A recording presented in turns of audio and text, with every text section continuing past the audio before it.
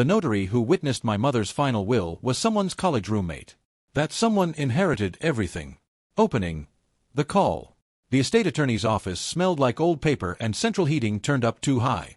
I remember noticing that detail, the dry, institutional warmth of the place, because it was February in Ohio, and I'd driven 40 minutes in a sleet storm to get there, and part of me was grateful just to be somewhere that felt permanent. Solid. I needed solid that week. His name was Gerald Hoffmeister, and he had the kind of face that had probably never registered surprise in its professional life.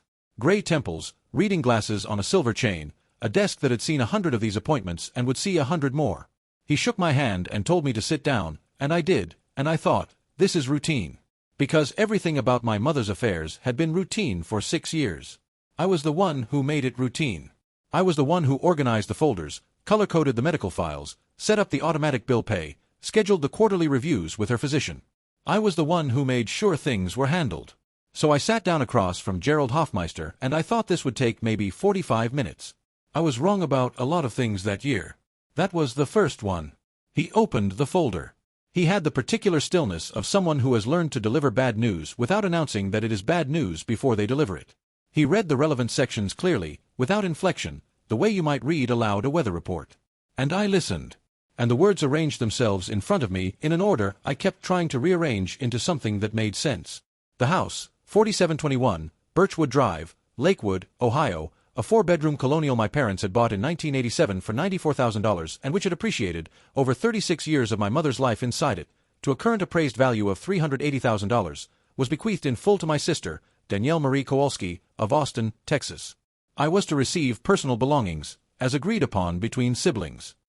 There was no agreement. There had never been a conversation. I had not been asked. I sat with that for a moment. Outside, the sleet ticked against the window glass. Gerald Hoffmeister folded his hands on the desk and looked at me with the measured compassion of a man who has watched this particular expression cross a person's face many times before. The expression, I imagine, of someone watching a floor they were standing on simply stop being there. I didn't know about this will, I said. The document was executed approximately 3 months prior to your mother's passing, he said. I was not the drafting attorney. I'm handling the estate filing. You have a right to review the full document. 3 months. 3 months before she died, my mother had signed a new will.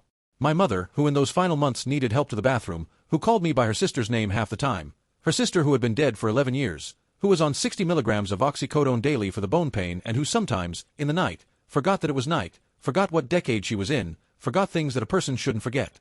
3 months before she died, someone had arranged for a notary and an attorney to come to that house and my mother had signed something. And I had probably been at the pharmacy. I drove home in the sleet and I sat in the driveway of my apartment building for 22 minutes before I could make myself go inside. Background: what 6 years looks like from the inside. Let me tell you what I gave up, because I think it matters, and because nobody else was going to say it. I was 32 when my mother had her first stroke. I was living in Columbus, renting a decent apartment, working as an operations manager for a mid-sized logistics firm. I had a boyfriend named Marcus who I had been with for 3 years and who I was reasonably sure I was going to marry. I had a life that was, by most measurable standards, on track. My mother's stroke was moderate. She recovered most of her speech within 6 weeks, retained full cognitive function in those early months, but she couldn't drive anymore, and the house was too much for her to manage alone, and my father had been gone since 2009. Danielle was in Austin. Danielle had been in Austin since she was 24, building her life there with her husband, Ryan, and their 2 kids and their house with a pool and the life that was, by all accounts, going extremely well. So I moved home. I told myself it was temporary. I told myself 6 months, maybe a year, until we could figure out a longer-term plan. I put my things in storage and I took a fully remote contract position that paid less and I moved into my old childhood bedroom and I told Marcus that it was temporary. 6 years later, I was sleeping on a cot in the living room so I could hear her if she called out in the night. Danielle came for Christmas and for a week in the summer. She sent flowers on Mother's Day, always the same arrangement from the same online florist. I recognized the box, and she called on Sunday evenings for 30 to 45 minutes. She was attentive on those calls. She asked good questions. She remembered to ask about my mother's physical therapist by name. She was a good daughter on Sunday evenings. I don't want to make her a villain. Not yet. What I want to say is that we had a system, and the system worked, and the system cost me things I didn't fully understand I was losing until they were gone. My career recovered partially when I moved back into full-time work, but I never got back the momentum I'd had. Marcus stayed for 4 of the 6 years, and then he didn't, and the ending was quiet and mutual and devastating in the particular way that quiet, mutual endings are. I was 38 years old, single, with a resume that had a notable gap and a retirement account I'd raided once during a particularly bad year when my mother's insurance fought a claim and I fronted the money. I never asked Danielle for anything. I never said, "This isn't fair, this isn't sustainable, you need to come home and take a turn." I told myself that was the right thing. I told myself I was doing it for my mother and it wasn't a transaction and you don't keep score with your family. I was wrong about that, too. The reading, and the call after. I called Danielle that evening. It was a Tuesday. She answered on the second ring, and I could hear her kids in the background, some kind of cartoon, and the particular easy noise of a house that is running normally. "I met with the estate attorney today," I said. "Oh," she said. "Just that." "Danny. The house. The entire house." There was a pause that lasted just a beat too long. "I know," she said. "Mom wanted me to have it. She told me. I assumed you knew." "Nobody told me," I said. "We never discussed this. There was never a conversation. She said she talked to you." Her voice had shifted into something careful and defended, the way people sound when they've been anticipating a conversation and have preloaded their answers. "She said you two had worked it out." "We never worked anything out. Danny, she was on oxycodone." "She was—" I stopped. I was trying very hard not to cry, because I did not want to cry on this call. "She changed the will 3 months before she died. Do you understand what she was like 3 months before she died?" Silence. And then, quietly, "You chose to move back, Nora. That was your decision. Nobody forced you." The cartoon noise in the background. The ordinary sounds of her life, running smoothly. "Who was the notary?" I asked. Another pause. Longer this time. "I don't know what you mean," she said. "The notary who witnessed the signing. Who was it?" "I don't know the details of how Mom handled her estate planning. That's not something I was involved in." I had found out, by that point, that the notary's name was Kristen Almarez. I had found that out because Danielle's maiden name was Kowalski and her college roommate's name was Kristen Kowalski, which was a coincidence too tidy to be a coincidence, and they still appeared in each other's social media photos from a reunion 2 summers before. I told Danielle what I'd found. She said I was grasping. She said I was making accusations I couldn't support. She said she understood I was grieving and she was willing to give me space, but that she hoped I would come to accept what our mother had wanted.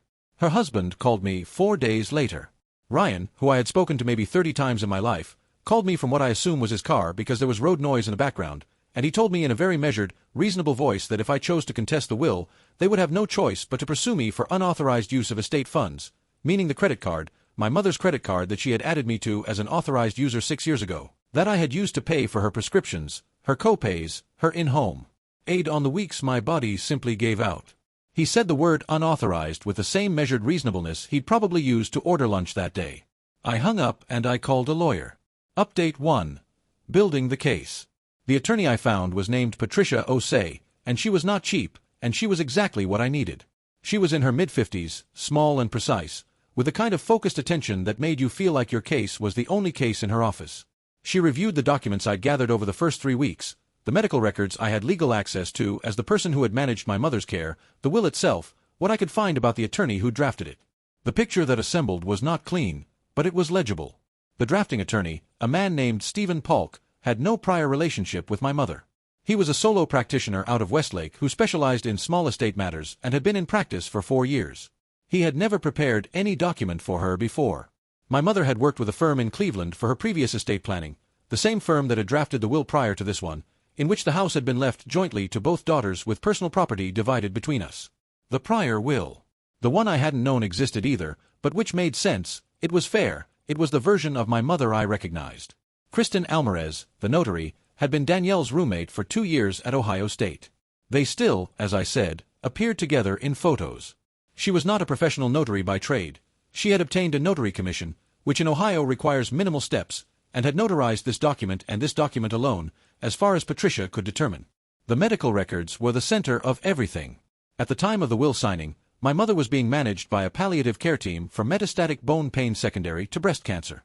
She was on 60 milligrams of oxycodone extended release daily, plus breakthrough doses.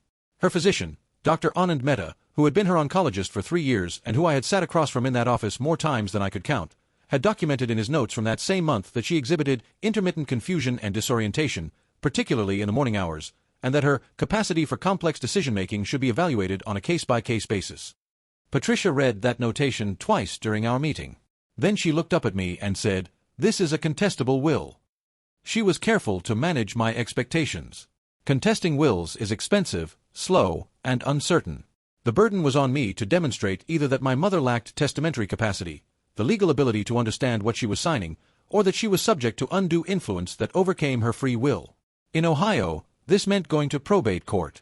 It meant depositions, forensic review, potentially a trial. It meant time and money I did not have in abundance. I maxed out one credit card retaining Patricia. I told Marcus, we were still in touch, occasional coffee, and he said he was sorry, and meant it, and that was the extent of what I could lean on there. My Aunt Sheila, my mother's sister, called to tell me that I was embarrassing the family and that money shouldn't be what you take away from your mother's death. I pointed out that I wasn't the one who had organized a notary visit while my mother was on high-dose opioids. Sheila said I was being uncharitable to Danielle. I filed the contest in month 2. The machine began to move. Update 2. The pressure campaign. Danielle did not waste time. 11 days after the funeral, 11 days, I counted, a moving truck appeared at 4721 Birchwood Drive. I was still storing some of my belongings there, still technically residing in the house while the estate was being processed, and I came downstairs at 8 in the morning to find 2 men in gray uniforms standing in the living room asking me which pieces were mine. I called Patricia from the kitchen. She called the estate. The movers were sent away, temporarily, while the legal status of occupancy was clarified. But the message had been sent. Danielle wanted me out of that house. She wanted it resolved, closed, cleared. She wanted the money. Ryan's credit card accusation went nowhere. Patricia dispatched it efficiently, documenting every transaction on that card against the corresponding medical bill or pharmacy receipt, 6 years of meticulously organized records that I had kept not because I anticipated needing them but because I was, by nature and by necessity, a person who kept records. The numbers were clean. Every charge was defensible. They dropped it without ever formally filing. But the extended family pressure was its own kind of cost. Facebook posts appeared, nothing explicit, nothing naming me directly, but comments about respecting a mother's wishes, about family members who put themselves first, about how grief makes people do things they'll regret. My cousin Bethany, who I had been close to for most of our lives, stopped returning my calls. My Aunt Sheila sent me a card, a physical card, in an envelope, that said she would pray for me to find peace and acceptance.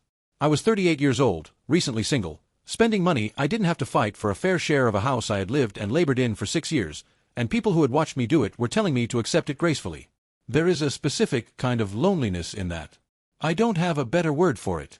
I started therapy in month 4. My therapist's name was Dr. Caroline Webb, and in our 3rd session she said something that stayed with me: "You've spent 6 years managing your mother's needs. Have you considered that you may have very little practice asking for your own needs to be met?" I didn't answer right away. I sat with it for several days. I think the answer was yes. Update 3. The forensic review and the deposition. Month 6. Patricia had retained a forensic capacity expert, a physician who specialized in evaluating cognitive capacity in retrospect through medical records. Dr. Leah Fernandez, who had testified in Ohio probate courts before, reviewed 14 months of my mother's medical documentation and produced a 17-page report. The core conclusion, in plain language: on the day the will was signed, my mother's documented cognitive status was consistent with a person who would have significant difficulty understanding the full consequences of a complex legal document. She was not in a persistent vegetative state, was not completely unable to communicate, but the combination of opioid medication, disease progression, and documented episodic confusion meant her capacity was materially compromised. The phrase Dr. Fernandez used in her report was fluctuating capacity, which in plain terms meant she might have seemed fine for 20 minutes and genuinely not understood what she was signing for 20 more. The deposition of Stephen Polk, the drafting attorney, was conducted in month 8. I wasn't present, but Patricia briefed me afterward. He was, by her account, defensive and imprecise. He stated that my mother had appeared alert and oriented at the signing. When pressed on what steps he had taken to assess capacity, given that she was a terminal patient on high-dose opioids, he said that he relied on his professional judgment. He acknowledged that he had been contacted about this particular engagement through a referral from Danielle. He said he did not believe that constituted a conflict. Kristen Alvarez was deposed 2 weeks later. She acknowledged her friendship with Danielle. She said Danielle had reached out to ask if she was available to notarize a document for a family matter. She said she saw nothing irregular about the situation. When asked if she had any training in assessing the capacity of individuals signing legal documents, she said no, that it wasn't a notary's responsibility. Technically, she was correct. Notaries are not required to evaluate legal capacity. But the totality of it, Danielle's college roommate, notarizing a will that benefited Danielle, for an attorney Danielle had referred, for a woman who was dying and medicated and whose regular estate attorney had never been contacted, the totality of it was exactly what Patricia needed it to be. Danielle herself was deposed in month 10. I read the transcript. She held her position consistently. She said she had discussed the will with her mother during her last visit, that her mother had been clear about her wishes, that she had suggested the attorney only because her mother needed help and she wanted to make sure it was done properly. She said she had told me. She said she believed I had known. I had not known. I don't believe she didn't know that I hadn't known. But when I read the transcript, I kept thinking about something else. About whether my mother, in those final weeks, had said something to Danielle on one of those Sunday calls. Something out of the confusion, some fragmented thought, something that Danielle had chosen to hear as an expression of intent. I kept thinking about whether Danielle had actually convinced herself. Whether she had taken a moment of medicated vulnerability and built a justification around it and then believed the justification. I don't know. That's the thing I'll never know. My mother can't tell me whether she understood what she signed. She can't tell me whether she wanted this. She can't tell me whether she knew what she was giving away. That's the wound that doesn't close. Update 4. The ruling. Month 14. The probate judge was a woman named the Honorable Barbara Crane, and she had been on the bench for 11 years and had, by Patricia's account, seen every variation of this kind of case. She was not someone who appeared impressed by anything. The ruling came on a Thursday in April, and Patricia called me before I'd even seen the court notification. The court found insufficient evidence to establish that my mother had wholly lacked testamentary capacity at the moment of signing. Capacity is a high bar. The documentation was strong but not absolute. What the court did find, and this was the pivot, was substantial evidence of undue influence. The combination of the relationship between Danielle and the notary, the selection of an attorney with no prior relationship to my mother sourced through Danielle, the timing of the will change during a period of documented cognitive vulnerability, and the radical departure from the prior will's terms, all of it, together, constituted evidence that someone had exercised influence that overwhelmed my mother's independent decision-making. The prior will was not fully reinstated. The court ordered the estate restructured to split the property 50/50ths between Danielle and me, with an accounting of contested fees. The house would need to be sold. Neither of us could buy the other out. It sold 3 months later, which meant I spent 17 months in total entangled in this, for $374,000, slightly under appraised value because we needed it moved. Split in half, $187,000 each, before legal fees. My legal fees with Patricia came to $44,000. I had borrowed against my 401k and maxed out 2 credit cards to cover her. After fees, $143,000. Danielle's legal fees were lower. She'd used a more junior attorney and the defense, by its nature, requires less aggressive work. She netted closer to $165,000. She did not call me when the ruling came down. I did not call her. Resolution: what I have now, and what I don't. I bought a condo in March. 1 bedroom, in Lakewood, close enough to familiar ground that it felt like mine, far enough from Birchwood Drive that I don't drive past it. Clean title, no family attached, no history in the walls. It's small. I am learning to think of small as sufficient. Therapy continues. Dr. Webb has, over 14 months, helped me excavate several things I'd been storing under the floor of being busy and necessary. That I spent 6 years making myself indispensable in part because it was safer than being chosen.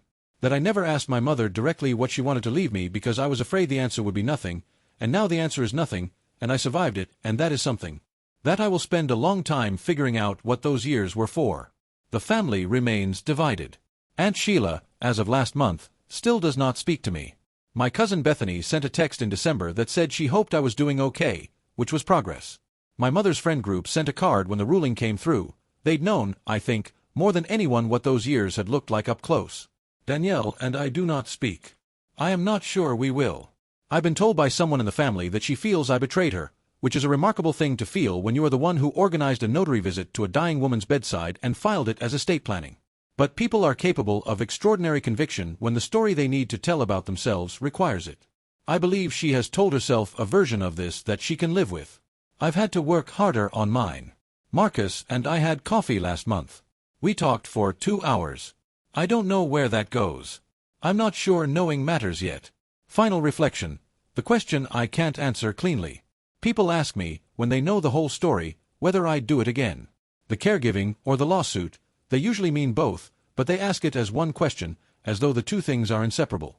I always pause before answering. I know I did the right thing caring for her. That part one can stand behind without qualification. She was my mother. She was frightened and in pain, and she needed someone, and I was someone. I would do that again. I hope I would do that again. The lawsuit is harder. Not because my sister didn't deserve to be challenged. She did, and the court agreed she did, and I was right about what had happened. But I spent 14 months of my life fighting for something that, when I got it, didn't feel the way I thought it would. I thought I was fighting for acknowledgement. I thought if a judge looked at the evidence and found what I found, something would be confirmed, something would be said. We see what you did, we see what was done to you, it mattered. And the judge did find it. And it still didn't feel like that. I got $143,000 from a house I lived in for 6 years and nearly came apart in. My sister got $165,000 and, I don't know. I don't know what she kept. Maybe her conscience stayed clean because she believes her version. Maybe it didn't. I'll never know that either. My mother is gone and I don't know if she knew what she signed. I don't know if she looked at that document and understood it was the whole house, or if she thought it was something routine, a form, something the woman by the bed needed her to do. I don't know if she chose it. I don't know if she thought of me. I spent 14 months being very certain she couldn't have done this on purpose, because the alternative was too painful, and now I'm not certain of anything except that she's gone and the certainty isn't available anymore. That's the wound that doesn't close. Was it justice? The court said it was, in the language courts use. Did it feel like it? Not the way I needed it to. What I have instead is a condo with clean title, a therapist who asks good questions, and the slow, unglamorous work of figuring out who I am when I'm not needed by someone who is dying. It turns out that's its own kind of labor. It turns out I've been avoiding it for years. I'm 38 years old. I have $143,000, one bedroom, and enough information about myself to start from. I'm told that's something. I'm working on believing it.